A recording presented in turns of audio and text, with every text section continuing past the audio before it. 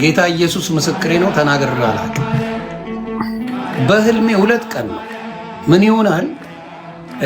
የኦርቶዶክስ ቤተክርስቲያን ውስጥ ገብቻለሁ። መቅደስ ውስጥ ሰዎች አሉ፣ እያመሰገኑ ነው፣ ምን እያሉ ነው? እየጸለዩ ነው። ብቻ የሆነ መሳቢያ ውስጥ አለ። ፎር ሳም ሪዝን መሳቢያ ውስጥ ቦርሳ፣ የኔ ዋሌት እዛ ውስጥ አስቀምጨው ነበር። እንዴት እንደገባ አላውቅም። እና ቼክ ሳደርገው መታወቂያ አለ እና መታወቂያ የነበረ። ከዛ በኋላ ምን አደረግኩኝ?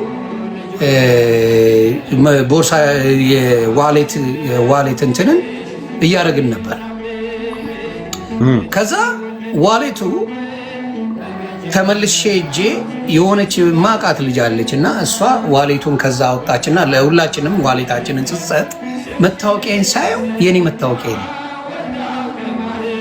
ምንድን ነው ብዬ ግራ ተጋባ።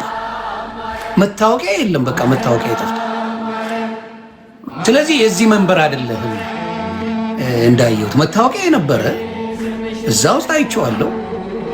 መታወቂያን ሳወጣ መታወቂያ ከዛ እሱ ደግሞ አልፎ ሌላ ጊዜ ላይ እንደዚሁ የኦርቶዶክስ ቤተክርስቲያን ውስጥ ሆኜ የሚያሳየኝ ነገር አለ።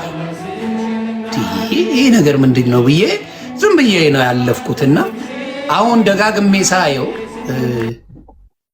አንዳንድ ነገሮች መጽሐፍ ቅዱስን ሳገላብጥ እነ ኤፍሬምን ስጠይቅ ሌሎችንም ስጠይቅ ማብራሪያ መስጠት የማይችሉበት ነገር ሲሆን መከፋፈላቸውን